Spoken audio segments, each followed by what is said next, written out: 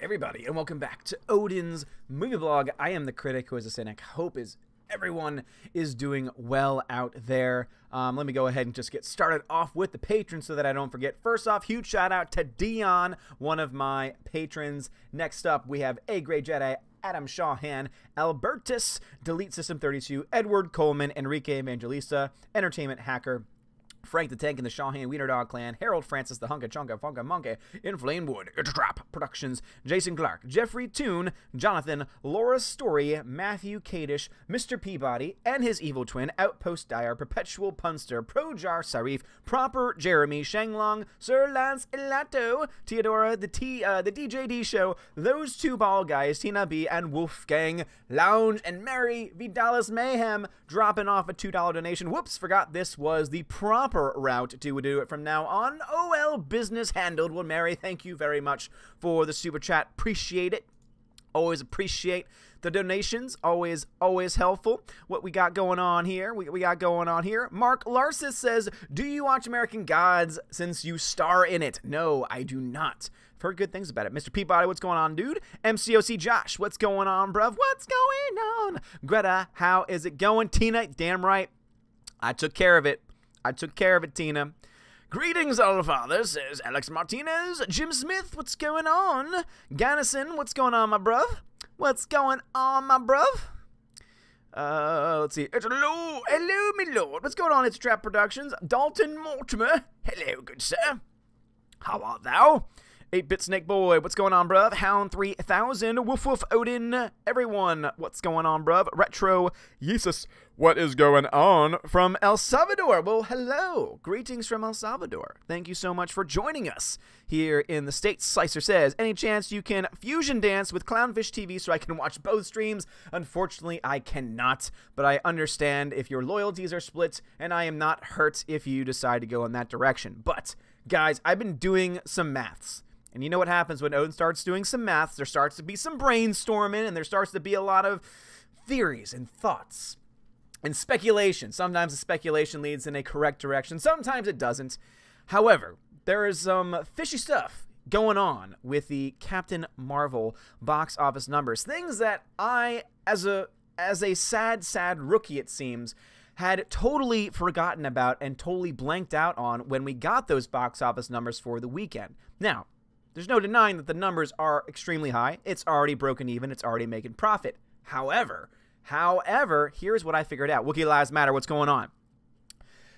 The thing that I have discovered is that this is, from my research so far, the only, or rather the first MCU film to get an opening in every major foreign market on the same day, which explains why it made over $300 million at the foreign box office. And everyone was like, oh my God, this movie is a giant hit because it made over $300 million. Well, of course it made over $300 million, seeing that it opened in every single market. The way that most movies work, and you can see this from other big MCU films. Infinity War, for example, had a gigantic foreign take.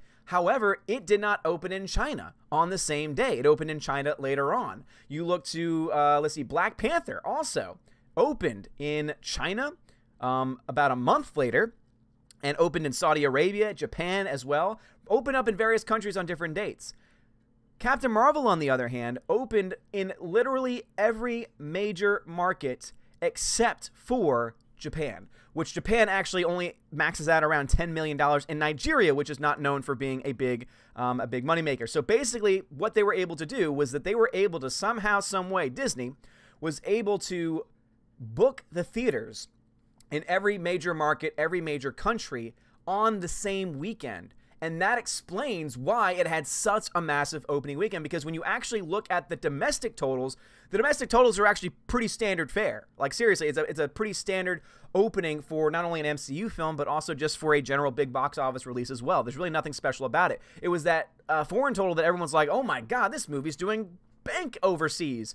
Well, now we know why. We know why now, because it opened in every single foreign market. I don't know why I didn't look at that beforehand. I don't know why I didn't even think to look into it.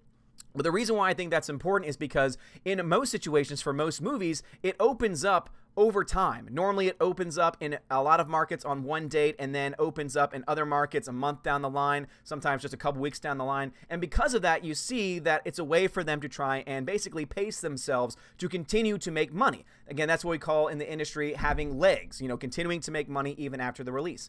The problem with this, though, is that by opening on the same exact day in almost every single market, at least every single major market plus some, what they've now done is they've now pretty much denied having the ability to have legs. In fact, coming up this weekend, it's going to open up in Japan and Nigeria. So what my guess is, and again, this is pure speculation on my part, but it's only because you've seen other movies and you've seen how other movies have drop-offs. But the ways that those drop-offs are able, especially in the foreign market, are able to be kind of tempered and controlled is by saying, okay, well, it's opened in the second weekend in this country, but now it's going to be opening in the first weekend in this country. And so therefore, what you're able to do is you're able to kind of control the flow. You're kind of able to keep the interest out there and keep everything going. And this is something that I actually said, though I didn't really understand it fully when I was saying it. I remember how I had said before that it was obvious that they were front-loading this movie, that the pre-sales were just so high, astronomically high. And it was like, okay, so everyone's going to show up opening weekend. That makes a lot of sense. Even when you go to the opening weekend, it opened at what, $153 million? Let me just go back to $153 million. $20 million of that came from the Thursday night showings, meaning that the Friday, Saturday, and Sunday was around $130 million, which, again, is a very strong start. But it's not nearly as much as you would think that it would be, especially when they were saying, oh, it could be over $200 million. It's going to be this massive opening. And yes, I said that $150 million would sound kind of ridiculous, but when you take into account the Thursdays, it only opened technically $133 million, which is actually less than that 150. This is all me to say that I honestly believe, because everything was so front-loaded, because everything was so heavy-handed in the front, and also, and this is just some more news. I don't know if you've been following it, because I've been following this on Twitter. There's a couple really cool, really great accounts on Twitter that follow specifically the China box office. What's interesting to me is that on Sunday in China, the box office dropped 35% for Captain Marvel. Following up that, it had one of the largest drops from Sunday to Monday for any other opening weekend. In fact, Alita Battle Angel, we all know that film, did better in its Sunday to Monday drop than Captain Marvel did. The reason why I point that out is because it seems to me, especially with that massive 35% drop on Sunday, which was a lot higher. Again, the industry insider said that's so much higher than what they thought it was going to be. And then Saturday, it was only a 5% boost, and that was very much under what they expected. I think that we're going to see a massive drop-off in China. I think that we could end up seeing 70-80% drop-off in China. Again, these are just numbers that I'm throwing out there. I have no other proof other than just a gut feeling, but also, again, just looking at history itself and looking at the signs and looking at just the current trends of what's going on in China, but also reminding myself that it's opened now in every market. There are no other markets that can come in and give it any more money. And so the reason why I bring that up is because, yes, this has broken even. Yes, this is now also making profit. However, this is all like seriously, these are the only markets that it has at its, to its credit. These are the only markets that it has available to open up in. And so what I'm seeing here, and this is also based off another thing, what I'll get into in a second. But basically what I think is going to happen is I think we're going to see a massive drop-off, not only in China, but also in all other foreign markets. Because guess what? Guess what happens after opening weekend in any foreign market? There's a drop-off. So now you have a $300 million opening, and you've just opened in all these markets. Well, now you're also going to have a drop-off in those same markets. And because you have all of those markets dropping off in week 2 at the same time, which is something that you wouldn't normally have in another opening, I think that opening drop-off is going to be a much higher one. In fact, everyone's saying, oh my gosh, the records that were broken. I think there's the potential for this to be a record-breaking drop-off for any MCU film. And again, it very well could not be the case. If this film has legs, if this film is able to continue on and continue going strong, and next weekend's the best weekend for that, I mean, Disney made sure of that because there's no major movies really coming out this coming week. It's not until next week that we have Us coming out. That would be the only real competition that's going to have. So basically, it's going to go, once again, really unmatched for this next week. However, the reason why I suspect that it might not do as well second weekend, let alone third week, is because of its per theater total. So I did a little bit of math as well, looking at the domestic markets. And I don't know if you realize this, but when you look at how much it made per theater, so you know how every release of a movie gets, 4,000 theaters. And we're talking domestically here. 4,000 theaters, 4,310 theaters, 4,349 theaters. Well, you're able then to break down how much money it made per theater that it was released in. And so that can tell you a pretty good metric of how well it's actually doing at the overall theaters. And so, how we were hearing all the talk and saying, oh yeah, I'm going into this movie and it seems like half the theater's empty and it seems like all these theaters are empty, etc. I seem to see now a number that might actually support that mindset just based off of the amount of theaters that are being present. And so I'll give you an example of that. So out of nine MCU films, keep in mind there's 21 MCU films. Out of 9, Captain Marvel had the ninth most movies, or rather money per theater. So it's in the bottom of that pack. So the top 9, it's last. In the top 9, as far as money per theater, it's dead last. Again, at number 9. Now, obviously, I know there's other MCU films, but still, for the sake of this argument, I think it's worth talking out because everyone's saying how it's comparing to other movies. How it's going to compare to Black Panther. How it's going to compare to, Age of Ultron, Iron Man 3. That was the other one that was brought into the discussion. But here's the thing: it made $35,000 per theater, which is almost half of what Black Panther made per theater at around $50,000. Maybe not half, sorry. Which is about maybe a third. I can't do math sometimes when it comes to just on-the-spot stuff. But anyway, it made $35,000 per theater. Black Panther did $50,000 per theater. And not only that, it did $50,000 per theater and also came out in less theaters. So it had a better money per theater and also came out in less theaters overall. So you look at that.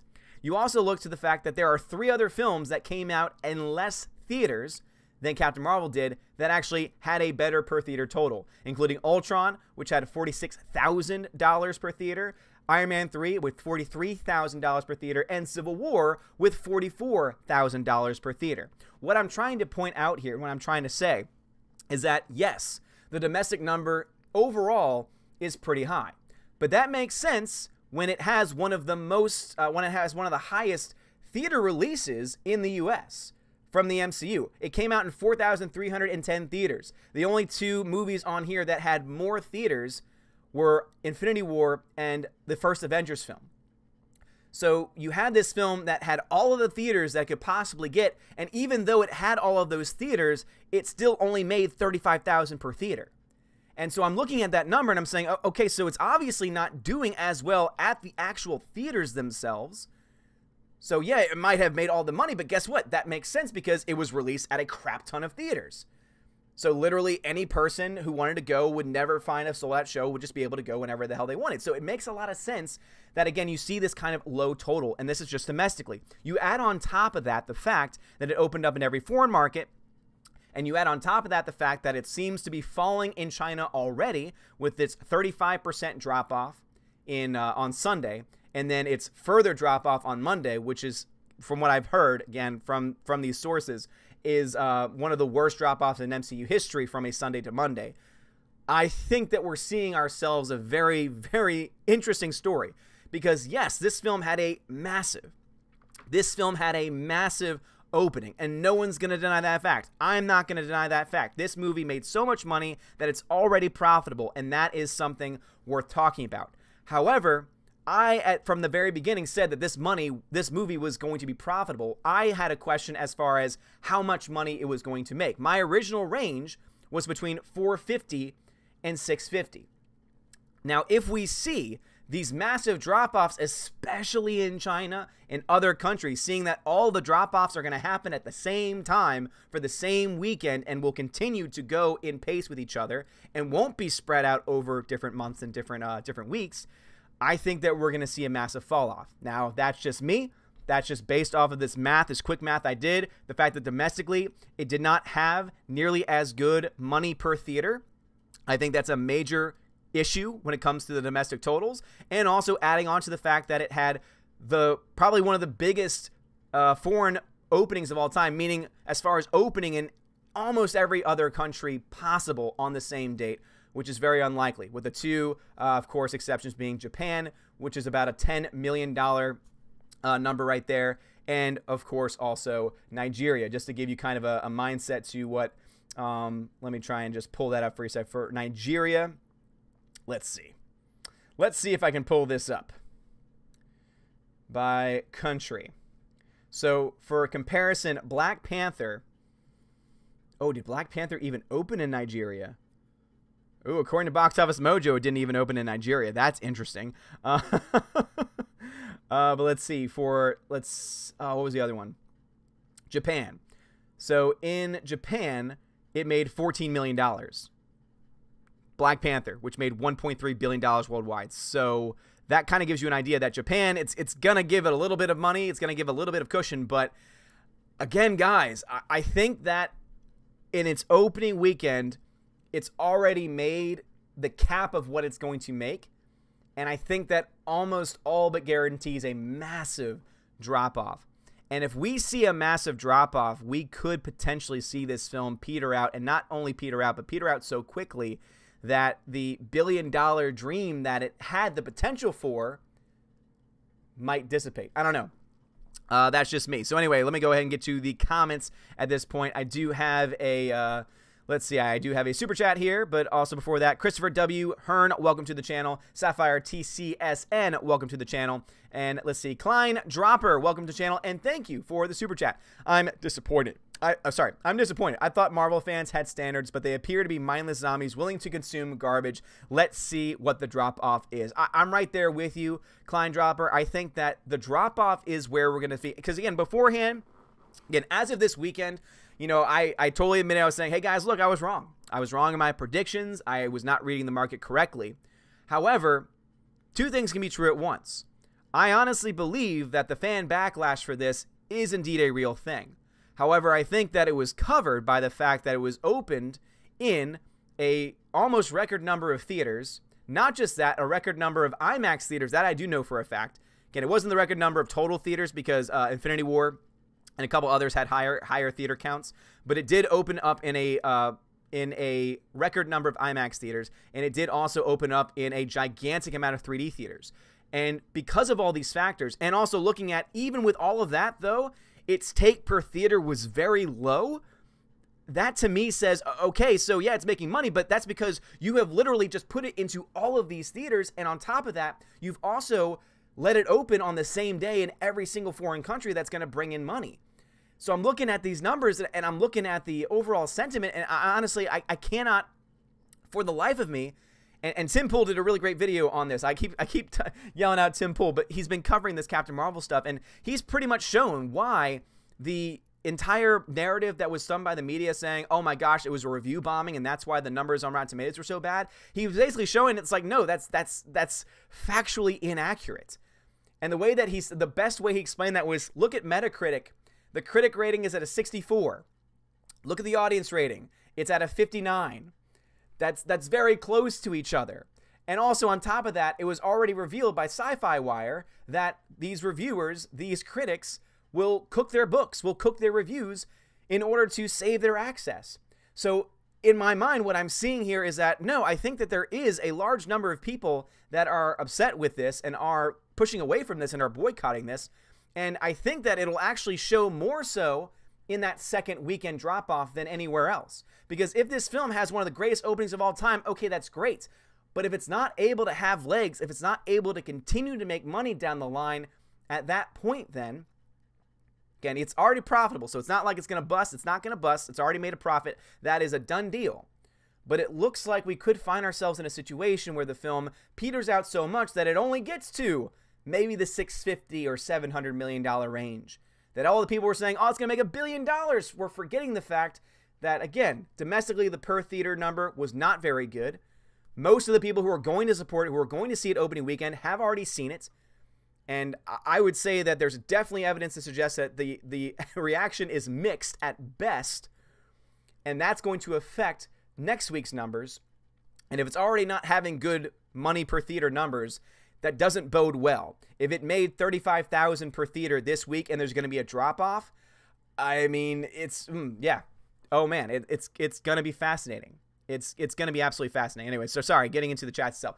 Darwin James WR says, so you're saying we win again, they're padding their numbers, long live the Phantom Menace. I'm not saying that yet. I'm not claiming any type of victory. That is not what this is meant to do. What this is meant to say is that there is now something else going on here. And this is not conspiracy. This is just, again, looking at the numbers themselves, looking at the history of the fact that this type of release in a foreign market is very rare, that you get all of the, you get all the fact that they're able to get China to release on the same day, that they're able to convince China to release their movie on the same day as everywhere else, that's something that's very hard. China normally likes to do things on its own pace. So to me, that automatically, because remember, normally when you look to these MCU films, and again, I'll bring back up, let's see, I'll bring back up Black Panther. Black Panther, so everywhere else it released on February 13th in 2018. Some were February 14th or 15th. It did not release in China until March 9th. So China does whatever it wants, essentially. However, think about that for a second. Think about had China opened, which it opened with $65 million. And that's, of course, after it had been out for a few weeks. So who knows if anyone was, trying to, steal anything. But it had already made, prior to that, in the countries it did release in, $169 million in its opening weekend foreign market. You add $60 million to that, you're looking at over $220 million opening weekend, which means, guess what? It would have had an over $400 million opening weekend. Oh, my God. Can you imagine the success? But just because it's made that much money there doesn't mean that it's going to automatically mean success. Black Panther was a little bit different because Black Panther had legs. Because also Black Panther had a delayed release in China as well. And so to me, what I'm reading from all of this is that it looks to me, and this is not, again, this is not conspiracy. I'm not going to go into, there are people out there, and let me just put this out. I just want to shut this down right now. I do not believe for a second that Disney is faking their numbers. I do not believe for a second that Disney is trying to claim $303 million and say that that's all that there is to it. And I'm not saying that at all. I do not accept that. To anyone that's saying, oh, but I have pictures of people going to empty theaters, etc. I believe that there were some empty theaters, but guess what? That matches up to the number that I just said, with it only making $35,000 per theater, which is the ninth worst, or rather the ninth best out of all MCU films, which means it's really low, especially when you compare it to the fact that it has some of the highest numbers of theaters that it's being released to. So if it's making the lowest number per theater at one of the highest numbers of theaters in general, then it makes sense then that you're gonna have this patchiness, that you're gonna have it. But also remember, every city, every market's different. So you might have a market or a city that's going to show up in droves and have sold out shows and do very well. Again, the showing that I went to was mostly full. Again, here in New Orleans. I'm not denying the fact that there might be other countries or other cities for that matter that had no one show up. I believe all of those things. What I'm looking at here, though, is I'm looking at a movie that was so front-loaded domestically, with having one of the most number of theaters, 3D, IMAX, etc. Can all of those take into account ticket prices and ticket factors? You also had a very, very powerful media campaign. It was still the MCU machine. Again, regardless of what Brie Larson has said, no one's going to deny the power of the MCU machine. So they were able to get all of those things churning, and on top of that, we're able to get China to release on the same day as everyone else and get everyone on the same page, except for Japan and Nigeria, which I've already said is kind of a nothing burger because, Japan's max is around $10-15 million, and Nigeria, who knows at this point. But what I'm trying to say here is this. I think the front end was so overloaded. And someone on Twitter actually pointed this out, saying that the domestic and foreign differential here, meaning the difference in amounts of money between the domestic opening weekend and the foreign opening weekend being around $150 million, is one of the highest ever. And the reason why is because they front-ended their foreign market. So if the foreign market is not catching on to this movie, if the foreign market is not taking hold of it, and China seems to already, with its Sunday 35% drop-off and then its massive drop-off on Monday after, seems to indicate that it's going to have a massive drop-off in China. And if it drops off in China, it can only maybe get $150 million, which again is respectable, but not nearly as high as they think. I mean, they were thinking it's going to make $200 million in China. If it makes even less than that, who knows? But if we see other countries follow suit and we see other similar drop-offs in those countries, I think it's very likely that what you could see here is potentially a movie going from one of the greatest box office openings in history, not just MCU history, but in history, to one of the worst second weekends in MCU history. One of the largest week 1 to week 2 drop-offs in MCU history. And we're not going to know that until the end of this weekend. So again, I'm not saying that that's what's going to happen. But again, looking at those per theater totals, and now they're really not that impressive compared to, again, the fact that 8 other films in the MCU have done better, and a few of them with less theaters. And the fact that we're already seeing the front-ended in, the front loading happening in the foreign market, which is something that's almost unheard of in that way. Yeah, there's something fishy going on. It's not a conspiracy. It's not a conspiracy. But I'd simply think that Disney did a smart move and said, what we're going to do is we're going to front load this movie, try and get this movie as much money as possible, put it as many IMAX theaters, as many 3D theaters as we can, put it in every single theater available that we can get it in the United States, and also get it into every single foreign market, and try and get them all on the same day. Try and get this massive, massive show, because we already know the media is going to go and take this story and spin it, and we already got these people going after the film because they don't like the direction we're going in. That's even better, because now we can play against them. Now it can be an us versus them, and now it's going to look better for us because they're the ones that were going after this film, but now it looks like we are the ones who were successful, because just look at the numbers. The numbers speak for themselves. Yes, but when you look deeper into the numbers, you see, these numbers were kind of cooked in the first place, because it was almost essentially guaranteed that you were going to have a massive box office opening. This is something that I missed in my initial thoughts. Again, I knew this film would break even. Again, I remember my original projection was 450 to 650 million worldwide, so I had already said it was going to make money. But what I failed to realize, and this is something that I'm going to look forward to and look into rather in the future, is when do the movies in the future have release dates in other countries, especially China, since China is one of the largest money makers. It normally accounts for around a third, again, 33% of all big budget films. That's how important China is. And if China has a massive drop-off, keep in mind, The Last Jedi had a 92% drop-off from week 1 to week 2 in China. I'm not saying that this is going to have a 92% drop-off, but what I am saying is that if we're already seeing the Saturday going up only 5% and the Sunday dropping 35% and the Sunday to Monday dropping lower than what Alita did, which made less than what Captain Marvel did on that weekend, I think what we're seeing here is we're seeing a front-loaded movie that could potentially not make nearly as much down the line and could end up petering out and only reaching that $650 million mark. But again, second weekend will tell us. That is when we'll know more information. I just wanted to share this information with you guys before getting into the actual chats and talking to you guys and trying to talk to you about this topic and a variety of other topics. I just wanted to get all of that information out there because, again, the last, the reason why I was a little bit late was because I was eating dinner, but also beforehand it was because I was trying to crunch numbers and okay, I want to make sure, because I don't like when I make mistakes. And in the video that I did the other day, I said, hey guys, I was wrong on this, and I'm going to own up to the fact that I was indeed wrong. But now I know why, and I think that's just as important. It's important to admit when you're wrong, but it's also important to understand, well, why were you wrong? What was the thing? What was the mistake you made? And the mistake that I made was not in underplaying the pre-sales, except for the fact that I underplayed it on the Thursday showing only. but also I did not look to see what theaters were being opened in the foreign markets. So anyway, I find it fascinating. So let me know if in the comments, in the super chats, and anything else, if you want to hear a little bit more about my methodology, or if it didn't make any sense, please let me know. Let me get to the super chats, and then we'll get into the live chat itself. So Chad Engelman, thank you for the super chat, says, do you believe the numbers will be affected from people not seeing the movie more than once? Most who love the MCU will see a movie 2 to 3 times. Yes, I think it'll be affected because, yeah, there are people that like this movie, but there's also, I would say, more people who fit the other two categories.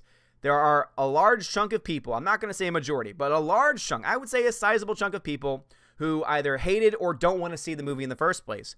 I would say the largest group of people, based on reviews, based on overall sentiment, are in the meh category. Meaning, hey, I didn't hate it, I didn't like it, I've seen it, I'm ready for Endgame, all right, here we go. And I don't think those two categories, which I think would contain the largest number of people, are going to show up next weekend. And because of that fact, I think that you are indeed going to see a 60 to 65% drop-off, which is actually kind of standard. Again, 50 to 60% drop-off is pretty standard when it comes to these big-budget films. You could see even more than that. And I think that if you see a 65 plus, like over a 65% drop, that's when I start to say, all right, this is something that's definitely going to need to be talked about. But also, if you see a 80% drop in the foreign market, which has potential, especially with China being the biggest chunk of that pie, if China says we're done, or if China has very little interest, you could see numbers as high as that. And it's going to be interesting. Next weekend, we'll have a very good idea about where this movie went, because as of today, the movie has the potential to break $1 billion. I'm just going to say it right now. If the movie has legs, if the movie has moderate drop-offs this coming weekend, it's going to make $1 billion. Calling it right now. But if the drop-offs are as drastic as the numbers seem to indicate they might do, again, just looking again, the domestic per theater total being so low, and also the fact that they front-loaded and front-ended the foreign release, it's going to be interesting. It's going to be interesting for sure.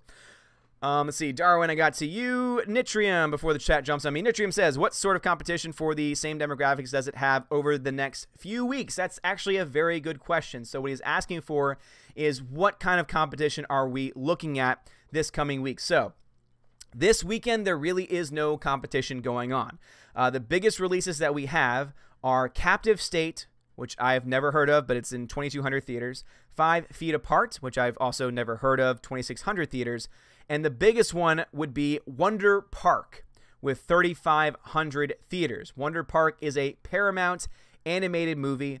It's a movie that has gotten almost no attention from me, at least. I've never seen a trailer for it other than the trailer that I posted on the new website, because there is a new website. It's called ombReviews.home.blog, I think is what the final name is. I'm sure the Valkyrie can link you to it. But that was the last time I actually saw the trailer for it. And I was like, oh, it's coming out soon. I might as well put it on the website. So next weekend, really, there is not much competition. So if it was going to make a lot of money, it would be next weekend. That's why if next weekend we do see even a 60-65% drop, that alone could actually be something really bad, because if it's competing against almost nothing, because Wonder Park is going to do well with the families, do well with the kids. But if that's all we're seeing, I just don't, I can't see that. I cannot see how Wonder Park would be able to take it out unless all of the people who were wanting to see the movie already saw it, and the people that did saw it that were like, meh, don't come back. The people who were never going to see it in the first place don't come. And the hardcore fans, the ones that really liked it, maybe didn't like it enough to shell out another $10 to $20 to go see it again. Again, there's a lot of factors at play here, but next week, again, this coming Friday, not a lot of competition, just Wonder Park.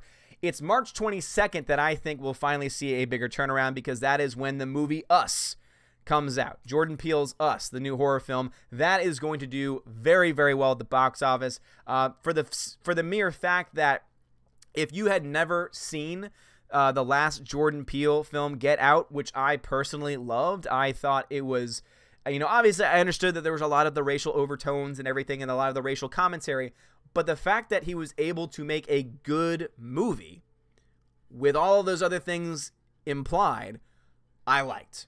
I liked it a lot. I liked a lot of the characters in there. And so Us, even though I don't really have a plan to see it because I don't like scary movies, and just the trailer alone, every time that I see Lupita Nyong'o on the screen I'm like, oh, no. Or anytime I see that little kid with the mask on, I'm like, no, can't do it. So I might go see it, though, just to give it a little bit of support and try and boost the numbers next weekend, so I might do that. But, yeah, so I think Us, March 22nd. I think that could be the movie that finally takes over the #1 spot at the box office, especially if, one, Captain Marvel shows it doesn't have any legs, and two, if we see a massive drop-off in week 2, which would seem to indicate that it doesn't have legs. So by week 3, definitely I can see Us being the #1 movie. And then after that, you got Dumbo. And as much as I don't think we need a Dumbo movie, it's another Disney movie, and I think they're going to give preference to Dumbo because at the end of the day, Marvel is going to be setting up for Endgame. So I think they're trying to make as much money as they can with this weekend that they just had, because obviously they made a bank ton of money and it had no competition. This coming weekend, no competition. It is trying to make the most money that it can. But this is the big but. It's a big but. As one could say, ooh, got big butt.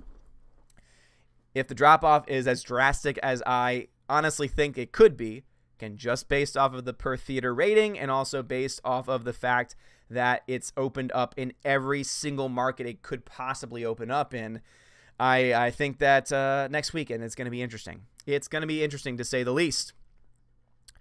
All right, I'm sure the chat's going to jump on me, and it did, so I'm going to find a comfy place and then pick it up from there. Kyle McDonough says, Odin, I took my daughter to Alita over the weekend on your recommendation. Thank you. Great. We loved it. Oh, awesome to hear that, Kyle. Yeah, seriously, go see Alita Battle Angel. It is a fantastic film. Great story arcs, great characters. CGI is something that I approve, which is something I say very rarely because I'm a huge critic when it comes to CGI. And the CGI is done very, very well on top of all those other things I just said. So very glad that you heard it, that you liked it, Kyle. And if you've not seen Alita Battle Angel and it's still playing in a theater near you, please go check it out. Go give it some love. Go give it some support, because it's movies like that that don't get media protection, that don't get YouTube changing the algorithm, that don't get Rotten Tomatoes, controlling all of the audience scores and trying to fix. So last time I checked, and this is what I said before, people were asking when they were kind of, playing around with the score, people were asking, where do you think the audience score is going to end up? And I said, at the end of the day, they want that number to hit 60%.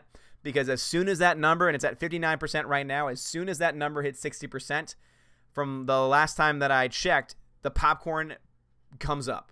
So it's no longer spilled popcorn. And I think at that point, they'll be content, they'll be happy. And then at that point, they'll have saved the day from all the internet trolls, which has now, again, just been proven to be false. Seeing that at 59%, again, 59% is very close to the actual critic rating of 68%, 62%, or the Metacritic 65%. Seems to be pretty spot on. The ratings that make no sense at all are the solid A cinema score, which to me just has no basis in reality, and also all of the critics praising a movie that they're being very critical of in their actual handwritten reviews, and the fact that we already know because of the Sci-Fi Wire. Seriously, guys, Nerdrotic, go check out Nerdrotic. Valkyrie, drop a link to Nerdrotic to Gary in the description, or rather in the chat. Nerdrotic was the one that broke this story. For those that don't know, the Sci-Fi Wire does a podcast, and on the Sci-Fi Wire podcast, there was a movie reviewer who submits reviews to Rotten Tomatoes. And in the interview, he reveals that he and many others, and he says everyone in the industry at some point in their career flub a review, softball a review, meaning that they may have hated a film, but because of politics, because of their career and trying to protect their career, they sacrifice their own integrity to write a glowing review or a positive review, or to ignore bad things over the others. Basically admitting to what we already know about the access media, that the access media, the critics, Again, the film critics themselves, who love to get the pre-screenings, who love to get all of the media access, who love to get, you know, first dibs when it comes to interviews with the giant stars, that they themselves have now been shown, it has now been exposed by their own admission that they cook their reviews, they prop up their reviews, and to me that makes a lot of sense as to why it's currently certified fresh on Rotten Tomatoes, even though the average score is 68%. Which is a failing grade for those who have not been in school in a very long time. Again, as it says, own great info on the market. Well, I'm glad that you like that. That's actually something that I was just inundating myself with nothing but box office numbers, and I was looking at it, doing the math, and I was like, wait a minute, there's something off here, especially when I got to, again, I have the document pulled up right now. Yeah, and especially when I had the Captain Marvel $35,000 per theater versus the $50,000 per theater of Black Panther. The worst thing about it, though, is that the $50,000 per theater had less theaters. Again, it had less theaters. It just blows my mind. It really does. Blows my mind. Blows my mind. Let's see. Mr. Schiff says, if it makes $1 billion, what does that say about Marvel's future? It says several different things because, as I said, this film has the potential to reach $1 billion for sure. If it shows itself to even have one leg, I would say it would be enough to get it to cross that finish line because its opening was just that massive. But as I said before, it just doesn't seem. There's something that's just so off about these numbers, and then when I finally realized, oh, it released in every major market on the same day, that makes so much more sense as to why it made so much money overseas. That also explains why it made so much money on its opening weekend, but that also, once again, means that, oh, that's going to explain, in my thought, why it's going to have such a large drop-off from week 1 to week 2. The number of the drop-off is going to tell us whether or not it's going to have the legs to reach the $1 billion mark. And if it does indeed reach the $1 billion mark, what does that mean for Marvel's future? What that means is that Marvel obviously still knows how to market a movie, that Marvel obviously has a machine in place to get the theaters, to get the 3D and the IMAX and everything that goes with it, all of the countries to come together and release things on the same day. And what it tells to me is that the MCU is going to have a great endgame, potential $2 billion film once again, even more than the $2 billion mark, could potentially even be a movie that could finally dethrone Avatar. I don't know about that. I have a lot of confidence, though. I would say I'm 75% sure that Endgame is going to make another $2 billion. And I think that once Endgame's done, though, that Captain Marvel has more of an impact on that than on anything else. I think the Captain Marvel effect, and especially, again, even if it hits $1 billion, if it hits that $1 billion after having massive loss and massive, I wouldn't say backlash, but massive theater backlash, meaning the theaters, the per theater becomes even worse, drops even more so. That to me is when I'm going to look to it and say, okay, wait a minute, there's something going on here. So yes, it's still making money, and it's because you release it in all these theaters, and so it's racking up the money, and all it just needs to do is coast, and it'll crack the $1 billion mark. However, that is a big, big but, as many of them will say. So let's see, we got Daniel A. Thank you very much for the $1 super chat, Daniel A. I really do appreciate that, man. Let's see, John Henry, welcome to the channel. Almena Jam Band, welcome to the channel as well. Hexbox, thank you very much for the $10 super chat. Hexbox says, how do you think the media will react if the numbers for Captain Marvel show a decline in the second week, especially if it drops drastically, and will it affect Endgame and Captain Marvel's role? So yeah, everyone's been talking about the supposed 2 different cuts of Endgame. I've never bought into that, to be honest. I know that people say that there are images out there that show from the shareholders meeting that is something that's true. I don't buy into it unless I see something with my own eyes and am able to see clearly that something has not been doctored and it's being covered by a legitimate source. And by that, I don't mean the mainstream media. I just mean there's several media outlets out there that are still trustworthy, and it's not been picked up really by any of those. So I don't believe necessarily that it'll have any impact on her role in Endgame itself. Endgame is done. Endgame has been filmed. Keep this in mind, guys. Endgame comes out next month. I know they're still doing some final touch stuff, but the film is essentially done, and they're not going to randomly cut things and put things together that just don't work. And because they didn't know what kind of a movie this was going to be or how it was going to be received, they obviously would not have spent the extra money to film an extra scene that they don't necessarily need. I think the Russos are brilliant guys. I think the Russos know exactly what they're doing. They have not let me down yet. Every single movie they've made so far has been damn near perfect. Winter Soldier, still one of my all-time favorites. Civil War, strong, solid outing. And then, of course, Infinity War, which to me is the movie of 2018 and one of the most iconic movies of the last 10, 20 years. It's a movie that even my own people for the Wednesday Awards gave the most iconic film of the year award, meaning it's going to be the movie that's most likely to be remembered for years to come. Because, I mean, like, seriously, go up to any movie fan worth their salt, and simply go, and immediately they'll know, oh my gosh, I know, right? And you can start a conversation with them about the snap, So I think that it's not going to affect the Endgame numbers. As far as the decline in the media, I think that if you see massive drop-offs from week 1 to week 2, you'll see nothing but excuses. You will hear them say, oh, well, no, this is normal because it did open in more foreign markets than anywhere else, and so if there's no need to panic, it's already made. Look at how much money it's already made. It's already over $500 million, so therefore we must say that it's going to be great. Like, that's how they're going to spin it if it indeed is a massive drop-off. And they'll just do what the media do. Again, what do the media do? They love to shill. They love to make excuses. They love to cover films. Only certain films, though. I mentioned this in my video today that when it comes to Alita, which is another strong female character, but actually has a good character arc, good story, good world building, has all the right pieces there. Again, it is flawed, but it still has all the right pieces. And on the other side, you have Captain Marvel, which is definitely a mixed review film, even from the top critics themselves. And yet the media decide to play cover and support one movie, which is already bad in the first place because the media, the mainstream media, these so-called journalists are not supposed to take sides on this.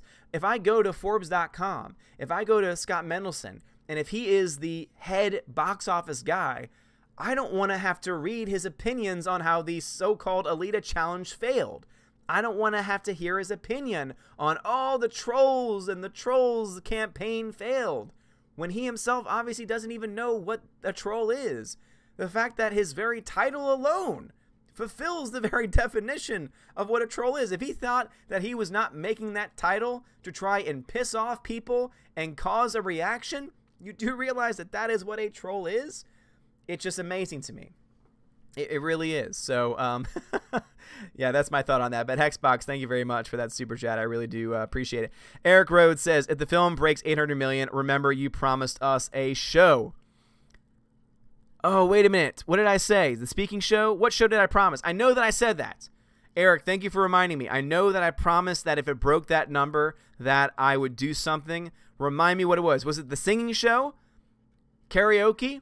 I think I promised a karaoke night. I will stand by that promise because, yeah, thank you for reminding me. Valkyrie, if you can just confirm that it was a singing show, like a karaoke show, I am totally down for that because, hey, I am a man of my word.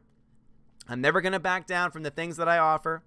I will always try and speak nothing but the truth to you guys. And if I said this movie's not going to make this much money, and if it does, I'll do that, well then, gosh darn it, I'm going to do it.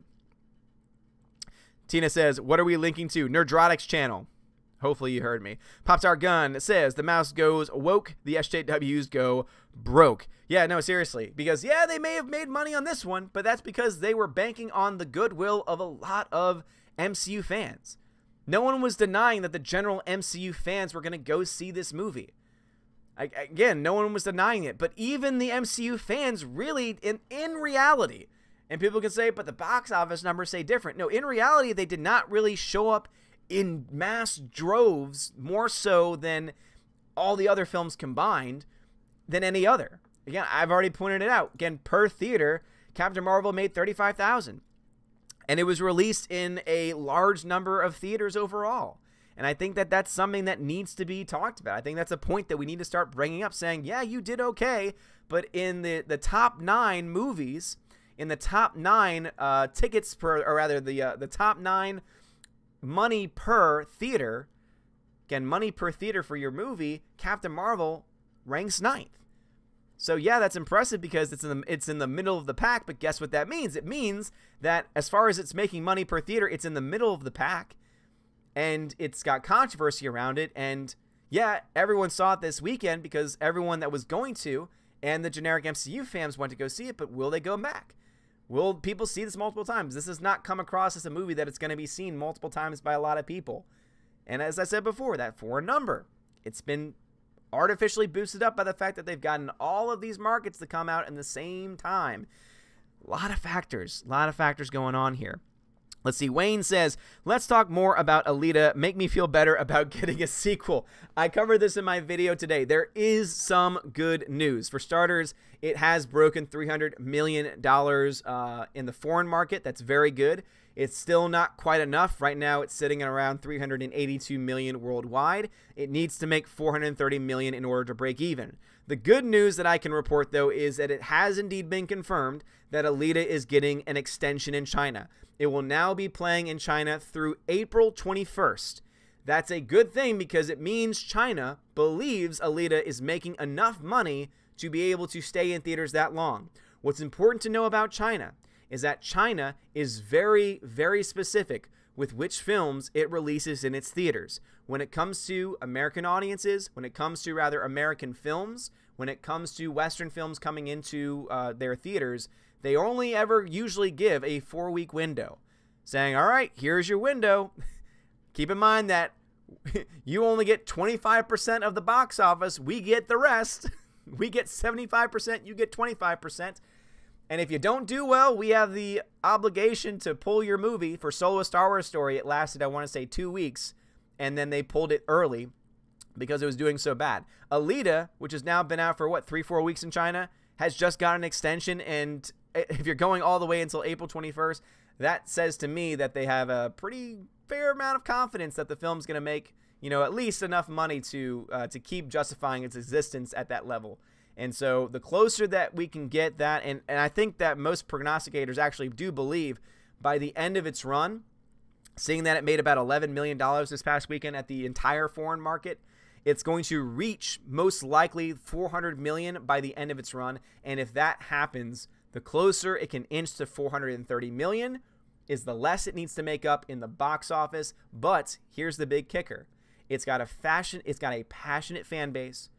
I know that just because of the fact that most of you here, a lot of you here are probably passionate Alita fans, or at least like Alita, who are going to buy the Blu-rays, buy the DVDs, buy the books, like buy the merchandise, seriously, like give it money in that way.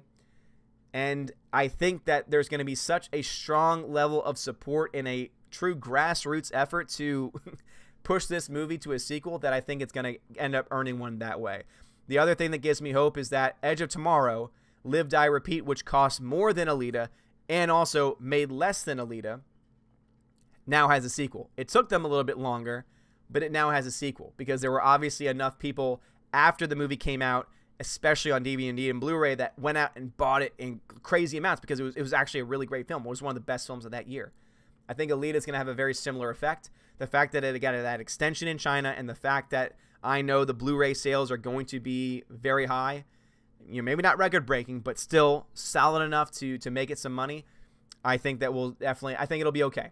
I think that Alita will be fine, and I think that we have a very good chance of us getting a sequel. The only thing I could possibly think of it getting in the way is the fact that it is currently being produced by Fox, even though the rights are apparently owned by James Cameron, and Disney is obviously is going to appropriate Fox very soon, any day now. They said that by March, April, that the Disney-Fox acquisition would be complete, and Disney very well could say, nope, we have no interest in funding this project.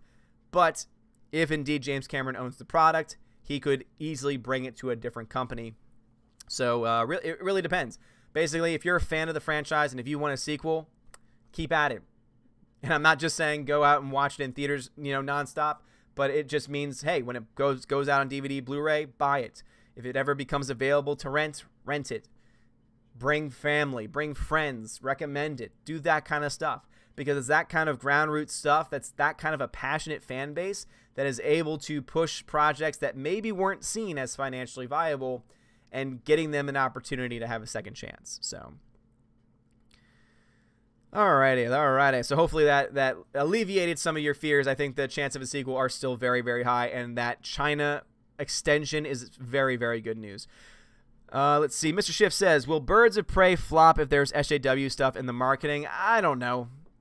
I'm very uninterested in Birds of Prey, I'm not going to lie. And it just has everything to do with the fact that I don't really know much about it, and everything that I have heard about it seems to indicate that there's going to be some level of that kind of a mindset in the overall story. So if that's the case, I don't think it's going to do well. But then again, with this current day, age, and market, who knows? Let's see. Greta says, I can't wait to see Us. It looks good. It really does look good. I just don't like scary movies. They scare me. Alexander says, Lupita Nyong'o is Mas Kanata from Soy Wars. Yes, she is. I like Lupita Nyong'o. I think she's a very talented actress.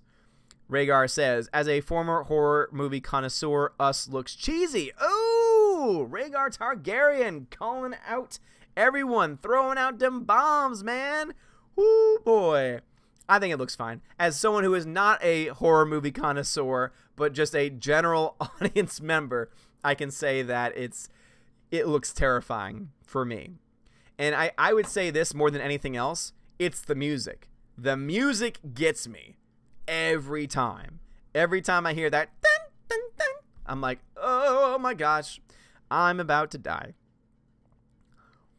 Aiden Vickery says, hey guys, while we wait to sub to Odin's second channel and bookmark ODM Reviews. Oh, dude, Aiden Vickery, thank you, man. So yes, I do indeed have a website. It's called OMB Reviews. So I'll go ahead and post a link to it. It's still a work in progress. It ain't pretty, but I think it's simplistic. I think the rating system is very straightforward. The fact that you can say, I'm interested, I'm not interested, and if you've seen the movie, to give it a rating and leave a comment. And unless you are harassing somebody, and unless you're doing something that actually means you shouldn't have your comments posted, it's a free speech zone. Okay, you can have whatever opinion that you want. Just don't attack people, obviously. And there was one person that I had to block. And the reason why is because this was his comment. I have no plans on seeing this movie, but I had to rate it 5 stars just to troll this guy. And I was like, okay, hold on, wait a minute. Okay, yeah, yeah, I'm gonna go after you on that one. But anyway, guys, the link that I just posted, that is the website. So again, that is to OMB Reviews. And then let's see. Also, guys, I'm adding movies every single day. So there is a option there when you go to request a movie. Just click on it, and it'll send an email to me and just say what movies you want out there. Right now, I'm limiting it to recent releases. So right now, I have movies in release, and then I have the release schedule all the way going up until December. I've got some to-be-determined ones that have not given a release date yet for 2019. I have one 2021 because someone recommended it, and it's Avatar 2, which, you know, most of you should already know my thoughts on Avatar. And I also now have, I recently added a section called On DVD and Blu-ray, so something that's come out somewhat recently. I'm not adding in the classics yet, and the reason why is because I still am trying to figure out the best way to get the layout working just right. It might require me just to play around with some of the features and stuff. You know, I am still new to all this, but yeah, so that's where I am with that currently. And then also, if you could be so kind, let me see if I can pull it up real quick. There is a secondary channel where I post all my previous live streams. It's where I did my massive Rotten Tomatoes expose live stream. For some reason, it did not upload the full 14 hours, which makes me very upset. However, it looks like it has indeed been lost. But I'm also going to do some other vlog type stuff on the channel. I'm also going to try and do some more maybe non-movie related stuff as well. So if you could go check out the channel and just drop a sub, I'm less than 50 away from getting a to 1,000 there. So it would really would mean a lot if you could help out. So again, the YouTube, welcome to Asgard. If you could just drop a sub there, I would greatly appreciate it. You all rock. All right, what we got? Sean C. says, Scott Mendelson is a weirdo. He was championing Wonder Woman's box office performance, but now, 2 years later, he has taken several pot shots at Wonder Woman in his Captain Marvel article.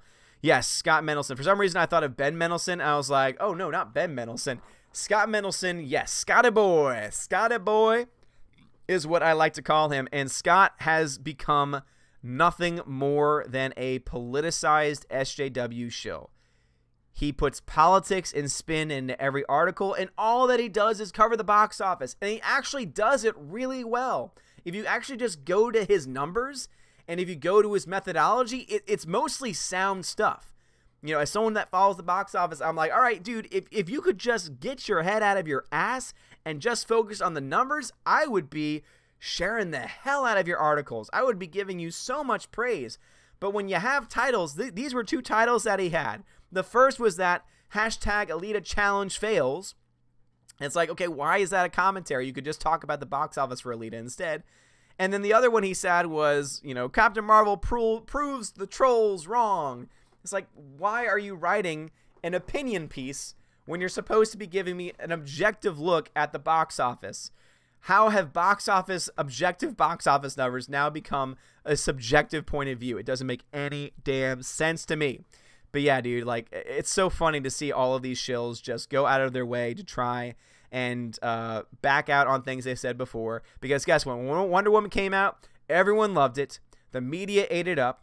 I honestly think that it didn't eat it up nearly as much as they would had, since the fact that you had Gal Gadot, who was not an SJW, someone who was not going to play the identity politics game. And also, and I do say this in all sincerity, I think that her being Israeli and being proud of that, I think honestly hurt her as well, because there are a lot of anti-Semitic people in Hollywood, in government as well, and I think that that is something that probably also led to some of the not so nice and not so kind things, especially nowadays, because guess what? You have a strong woman who was a former member of the Israeli army on one side, and then you have an upper class, elitist, white woman playing Captain Marvel.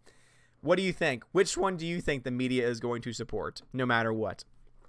8-Bit Snake Boy says, Captive State is an unknown sci-fi movie directed by Rupert Wyatt. Rise of the Planet of the Apes. It has John Goodman and Ashton Sanders moonlight in the cast. I do like me some John Goodman. This sounds interesting. Captive State. I may have seen a trailer for this because I remember seeing a trailer for John Goodman. I just cannot remember the actual name of the movie itself. All right, chat jumped on me again, as I assumed it would. So let me find a comfy spot in the chat. And also, I got some super chats to get to as well. So, what do we got here? We have a beautiful Twisted Mind. Thank you so much for the super chat. Really do appreciate it. Hi, Odin. I've seen Alita 6 times. Then I went and paid to see Alita a 7th time and snuck into Captain Marvel. Glad I gave my money to Alita. Captain Marvel, bad. Well, a beautiful Twisted Mind. Thank you for joining me in what I did, allegedly. What I allegedly did. And I think that was the best way to do it, because at the end of the day, you get to still see the movie. And when people say, why are you crapping all over it? You haven't even seen it. Oh, I have seen it. Oh, so you paid for it? What happened to that boycott? Well, I didn't pay for it. Oh, my gosh. How dare? Oh, my gosh. It's great. But kudos to you, good sir. Glad that Alita got your box office money. And again, guys, if it's in your area and you have not seen it yet, go see it. Don't let these guys, I know that they want to, and I know that they're loving it every time, but don't let these guys, the hardcore, don't let the true fans be the ones that, you know, outdo you by going every single time they can. Join them in this effort. Seriously, it's a good movie. Walter Vega, welcome to the channel.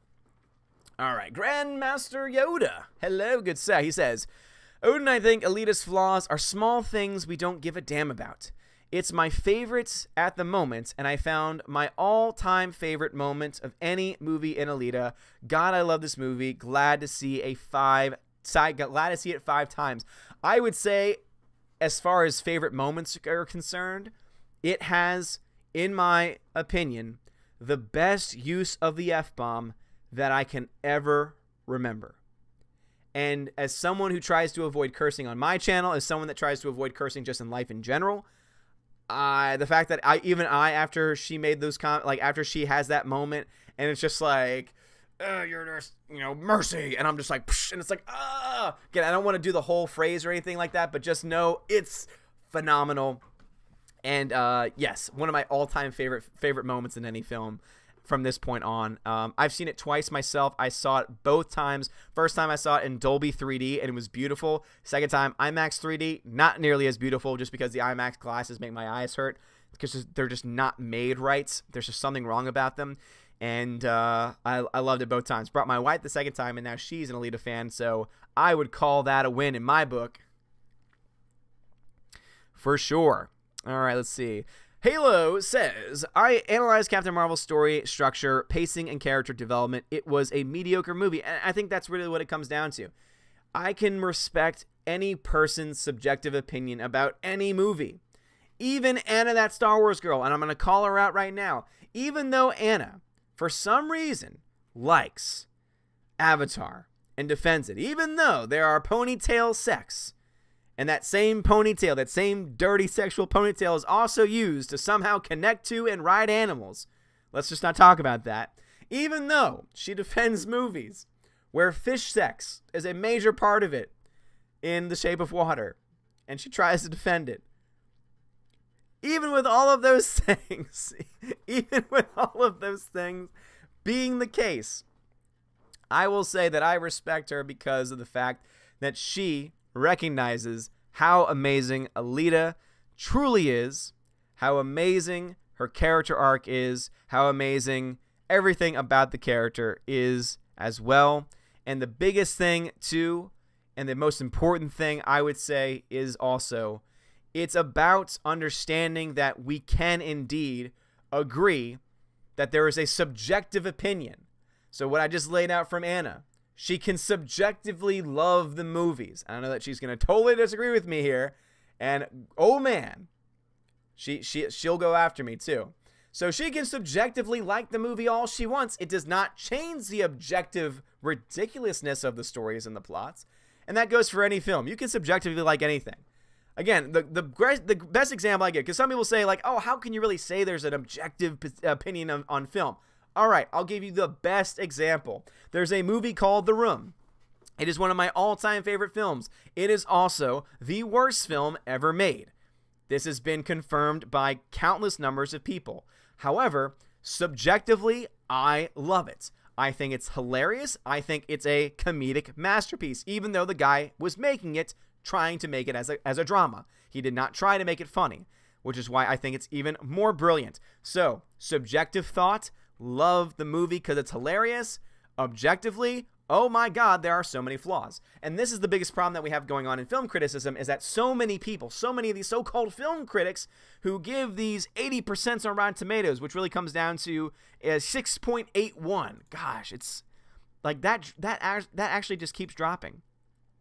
So the current score on Rotten Tomatoes is a 68% from all critics and a 63% from the so-called top critics.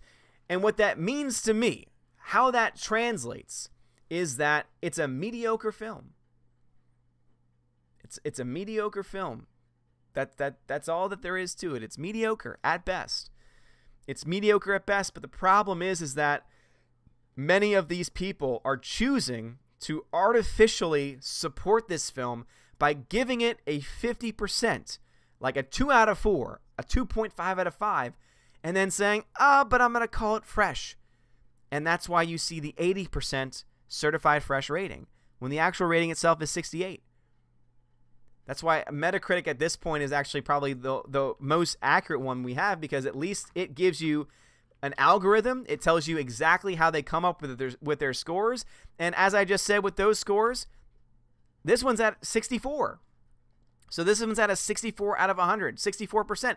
Guess what that does? That matches up damn near perfectly to the audience score going on Rotten Tomatoes as well. So it's fascinating to me to hear people say, oh my gosh, there is this troll campaign, but the scores are matching up. the scores are what's matching up here. And also, last time I checked, the number also keeps rising too. So even though it says 69%, the numbers that I always look to are going to be the actual star rating itself. And so right now, the star rating is at a 3.3 out of 5 for the audience score, which means it's at a 66%.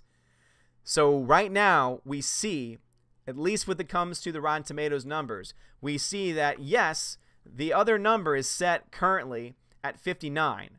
But what they've been doing, because we've seen them do this systematically, we know that Rotten Tomatoes has definitely been, vetting comments. How much and what it's doing, we don't know.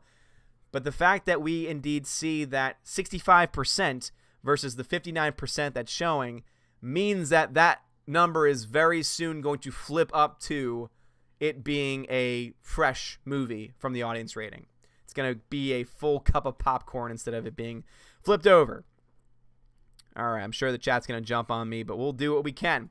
Tina says, I have posted links for Nerdogratic's channel, also your review movie channel, and your second channel. We're on it. Aw, thank you very much, Tina. Guys, let's give it up to Tina and Steph, the Valkyrie. They are doing amazing work. They are the ones trying to keep me in line because God knows I can go off on tangents and forget things, and they are the ones that try and keep me honest. Halo says, there was a lot of MCU movies that were mediocre, like Iron Man 2, but they have high Rotten Tomatoes scores. No, I think you're right.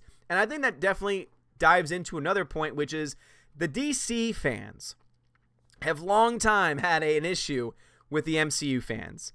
Not because of necessarily the fandoms, but because of the way that they're covered. And a lot of DCU fans, I feel, believe that their movies are being biased against or having a bias against them from critics. And though I don't buy that to an extent because I myself have issues with a lot of the DC films, and it's not just because it's DC, it's just because of the way the movies are made. I definitely think that there are certain movies in the MCU that are given passes because they're Marvel made. That I do agree with. I don't think they are trying to tank DC films, but I do think that they're padding up MCU films, if that makes any sense. So I think that there's a, if you could call it a conspiracy, I think it's mostly a bias towards Marvel and a standard view towards the DC. Meaning that if the critics were not being, again, if the access media were not being influenced by outside resources, I think that the Marvel films and DC films would get around the same score. At least when it comes to the mediocre films like, as you said, Iron Man 2. I would put Age of Ultron in there as well. Captain Marvel, obviously, I would put in there as well. And, oh, what else? There's at least one or two other films that fall into those categories. Some people would say Iron Man 3. I liked it as a Shane Black movie, but that's, again, a preferential thing. But I would say, yeah, I would say Iron Man 3 was divisive. Therefore, you could say it was a mediocre film. And yet, as you said, got vast praises. And I think there's definitely a level of chivalry there to support that, for sure. G-Monkey says, unfortunately, 3 of my coworkers saw Captain Marvel, and they liked it. One even said his girlfriend asked to see it again when it was over. I think they're all in their 20s. I fear for the future. Yes, indeed. And as we said, there are going to be people that are going to subjectively like it. There are some people who just like to turn their brains off and see things happen on screen. And it sounds like, not to insult the girlfriend, but that's what it sounds like she was trying to say, was like, oh my gosh, that was so much fun. Let's see it again. And anyone with a, I would say half a brain who were able to say, wait a minute, this doesn't make any sense. Wait a minute. How is it that but wait a minute, no. Like anyone with common sense, anyone that's just like a very even-keeled person would just be like, no. What is this nonsense? This doesn't make any damn sense. Pop-Tart Gun says, enough is enough. I've had it with these mother effing shills on this mother effing score. I hear you, dude. Super Anime Gamer, what's up, dude? He says Cameron could take it elsewhere, but he's been working with Fox for so long. If Disney is smart, they will leave him alone and trust him to make money because we all know he can do it. Yes, I think he can. I think that his next move, though, is going to try a different marketing campaign in the U.S. and do exactly what he did overseas, because $300 million over the seas is a very good number. So yes, I totally agree with you there. Wish Upon a Vlog. What's going on, Wish Upon a Vlog? Guys, go sub over to my Irish sister, Wish Upon a Vlog. She says, I'm uninterested in Birds of Prey 2. Yeah, seriously, I just, to me, it has all of the makings of a really cringe-worthy film. And I say that mostly based on the fact that they've brought in the same screenwriter who did Bumblebee. And I know I have a lot of people that disagree with me about Bumblebee. I did not like it. But the reason I didn't like it was not because of the CGI. CGI was awesome. It was damn near perfect. The acting, solid. The writing sucked. The story was awful. And when I looked into the story further, I realized, oh, this is a writer that's only written a few things, one of which is a movie called Unforgettable, which last time I checked has easily been forgotten from the film lexicon. So I don't really have a lot of high hopes for that. But go check out Wished Upon a Vlog. She is my Irish sister, and she is awesome. Vlad Wright says, Odin has no fear. I try my very best. Tech Guy says, I need to make dinner, but I cannot miss Odin's info. Well, you can always go back in time and rewatch it. I think the way that I have it set up is that you can do that. And if not, it'll be live on that secondary channel. Again, if you want to ever watch these. Also, I've noticed that, you know, World Class BSers and Nerdrotic release some of their live streams as podcasts, and I'm actually kind of tempted to try that out. So please let me know in the comments if you think, one, it would be a good idea, or two, oh, how can I do this? Valkyrie, here's what's going to happen, because I'm probably not going to be live in the chat. What I want the people in the chat to do, if you want me to try and upload the video and have the audio play as a podcast, please put a 1 in the chat. And that's if you want to listen to it as well. Like if you plan on, you know, eventually maybe getting it on your podcast app, if you like podcast app like that. And then 2, if you want to, this is going to be so convoluted, but put a 2 if you want me or think I should release this as a podcast. If you think it would work as a podcast, even though maybe you, since you're watching it now, probably won't listen to it later. Let me know. 1s and 2s, Valkyrie, keep a count and let me know. Let me know, 1, if there are a lot of people that are answering 1s and 2s, and if there are a lot of 1s, because if there's a lot of people that would like to be able to listen to these as podcasts, especially those who might not be able to make it every Monday, Tuesday, or Saturday, I would very much like to know that. Because I've been listening to, in the car, I've been listening to a lot of Nerdrotic's live streams as the podcast form, and I was listening to World Class BSers as well. And since mine tend to be, you know, normally around 1 hour and 30, max 2 hours, I think that it's a, you know, I think it's a long enough stream to be able to work also as a podcast. Sticky V says, what are your thoughts on how and if Gamora gets resurrected? Well, I think that they kind of hinted at it when she herself is shown as a child, and it seems to be within that stone, the Soul Stone. So I think that what we are gathering from that is that the soul of Gamora is within the Soul Stone itself, and that's the reason why he was able to receive it and therefore utilize it. And therefore, I think that in the end, there's going to be an opportunity for him to, and this is what I think. Some people say time travel is going to come into play. It very well could.